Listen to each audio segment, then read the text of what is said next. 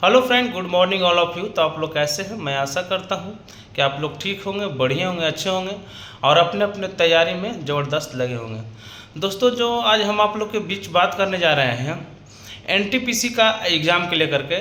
जैसा कि आप लोग जानते हैं कि CBT 1 का जो रिज़ल्ट दिया है उसके बारे में हम लोग बात करेंगे। तो दोस्तों, जो एनटीपीसी की तैयारी अभी कर रहे हैं दोस्तों, जैसा कि अभी CBT 1 का रिजल्ट हुआ है तो उनके लिए बहुत ही महत्वपूर्ण वीडियो होने जा रहा है। क्योंकि जो मेरे बगल में जो बैठे हुए हैं ये ट्रेन मैनेजर साहब है, तो इनसे हम सारी बात करेंगे कि इन्होंने जो परीक्षा की तैयारी की है, अपना रणनीति कैसे तैयारी किए थे, क्या इसमें किस पे फोकस दिए थे, क्या साइंस पेपर में फोकस दिए, करेंट पे फोकस दिए या मैथ में फोकस दिए, किस तरह से तैयारी किए जो इनका पहला चांस में पहला बार में हुआ है। तो हम सारी बात आप लोग से करेंगे। आप लोग वीडियो में बने रहिएगा दोस्तों, कहीं मत जाइएगा। ठीक है दोस्तों, तो जो ट्रेन मैनेजर साहब, इनसे हम जान लेते हैं कि कैसे तैयारी किए थे। तो ठीक है, बताइए अपने। Good morning for all of you. मेरा नाम दिलकुश मीना है, सीनियर गुड्स ट्रेन मैनेजर है। मैं वर्तमान में सिकंदराबाद डिवीज़न में कार्यरत हूँ। और आप CBT 1 जो भी NTPC की तैयारी कर रहे हैं उनको पहले तो शुभेच्छा है मेरी ओर से। जैसा कि आपको पता है, सर पूछ रहे हैं कि CBT 1 का अभी रिजल्ट हुआ है तो CBT 2 की तैयारी किस प्रकार से की जाए। तो हमारे टाइम में हमने CBT 2019 की वैकेंसी नहीं, सबसे पहले क्वेश्चन आपसे है कि आपका जो सिलेक्शन हुआ था कब हुआ था, ये बता दीजिए। हम 2019 वाली वैकेंसी के हैं। तो हम वर्तमान में 2023 में इधर पोस्टेड हुए।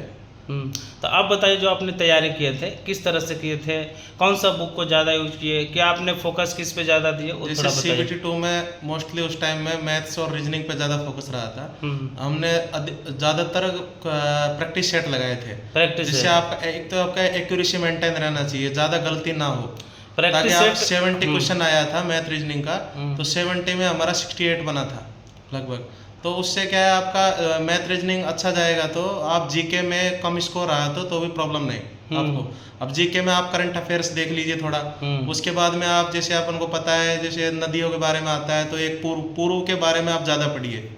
जैसे पूर्वी अपना भारत है, उधर से ज़्यादा क्वेश्चन पुटअप किया जाता है। नदियों के बारे में हो गया, सीमाओं के बारे में हो गया, ऐसे क्वेश्चन ज़्यादातर उधर से ही पुटअप किए जाते हैं। ज़्यादातर लोगों को है कि करेंट क्वेश्चन छूटता है, तो उसके लिए क्या बोलेंगे? करंट के लिए एक अपना नॉर्मली डेली न्यूज़पेपर पढ़िए आप, एक तो जिससे आपको डेली न्यूज़ ज्ञान होता रहे। उसके बावजूद आप देखते रहिए, जैसे अपना बिहार में एक चलता है प्रतियोगिता दर्पण नहीं, अभी नया है वो, मालूम भूल गए हैं हम, थोड़ा याद आएगा तो बाद में बताएंगे। वो जो पढ़ रहे हैं उनको तो मालूम ही होगा। पूरे साल का वो रहता है उसमें, प्रीवियस क्वेश्चन नहीं, करंट पूरा साल का रहता है। तो उससे अब जैसे IMF कब क्या पूरा आ जाता है उसमें, वर्ल्ड का सब कुछ मालूम रहता है। तो वो पढ़ेंगे तो आपको अच्छा फायदा मिलेगा।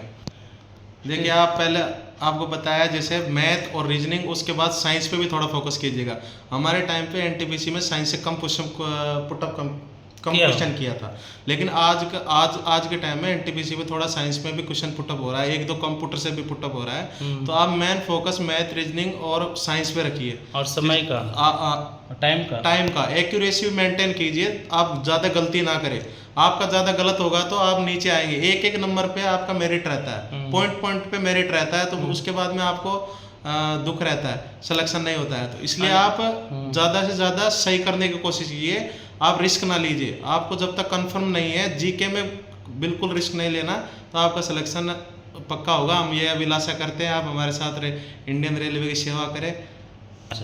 जैसा कि इन्होंने बोले कि साइंस मैथ है और एक्यूरेसी मेन है, जो टाइम प्लस एक्यूरेसी से आप अगर अच्छे से कीजिएगा ना, तो चूंकि आप बहुत सारे लड़के को CBT 1 में हमने देखा, आप इंटरव्यू में अगर खुद आप देख रहे होंगे, जो भी एग्जामिनर अभी मेरे वीडियो को देख रहे हैं, तो आप इंटरव्यू देखे होंगे कि कुछ टाइम के अभाव से कैलकुलेशन का मैथ था जो छूट गया था बच्चे का, चूंकि उसको टाइम नहीं मिल पाया। मैथ आ रहा है लेकिन टाइम नहीं मिल पा रहा है। फजल आता है, फजल में बड़ा वाला देता है वो, आपको कंप्यूटर पे दिखता है, तो आप थोड़ा पहले ही उसको बनाने का अच्छा प्रैक्टिस करिएगा तो ही कर पाएंगे। नहीं, आप क्या करते हैं, शुरू में अगर आपको नहीं आ रहा है तो उस पजल को छोड़ दीजिए। वो कुछ क्वेश्चन ऐसा होता है जो आपका टाइम मेंटेन मतलब ज़्यादा खींचने का कोशिश करता है। आप उस टाइम दीजिएगा, आपका 120 क्वेश्चन आएगा CBT 2 में, आपका छूट जाएगा।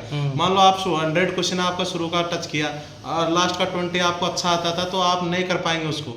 छूट जाएगा, आपका टाइम ऑफ हो जाएगा। इसलिए आप जो पहले आ रहा है उसको तुरंत करते जाइए। उसके बाद में आप लिख लीजिए इस नंबर का क्वेश्चन बाद में दोबारा देखना है तो उसको दोबारा जाके देखिए, फिर उसके बाद बनाइए, आपके पास टाइम है। राइट, ठीक है दोस्तों। तो जैसा कि आप लोग तो समझ गए कि किस तरह पर तैयारी करना आप लोग को। अब हम बात करते हैं, ठीक है, जितना भी सीट है अभी इस बार 8113 सीट है लगभग, तो मान के चलिए 8113 सीट तो इसमें भरा ही जाएगा।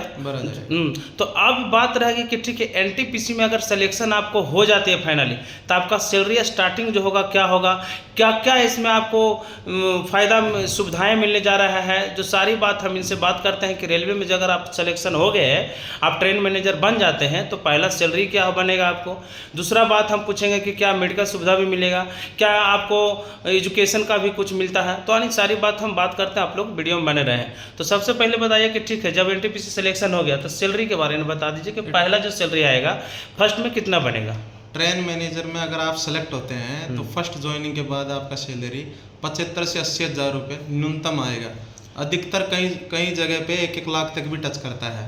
वो डिपेंड करता है, आपके माइलेज बनता है हमारा किलोमीटर अलाउंस, उसमें अगर आप ज़्यादा घूम रहे हैं तो उसमें 1-1 लाख तक जाता है। न्यूनतम 80 हज़ार रुपये आप नॉर्मल वर्किंग में 80 हज़ार रुपये आपको नॉर्मल सैलरी मिलेगा स्टार्टिंग में 80 हज़ार रुपये आराम से मिलेगा। और मेडिकल फैसिलिटी आपको रेलवे के द्वारा दी जाती है। उसके अलावा हमारे मेडिकल में कितने सुविधा है, कितने बच्चे मेडिकल में आप हुए, आपकी वाइफ हुई, आपके 2 बच्चे मेडिकल में कवर होते हैं।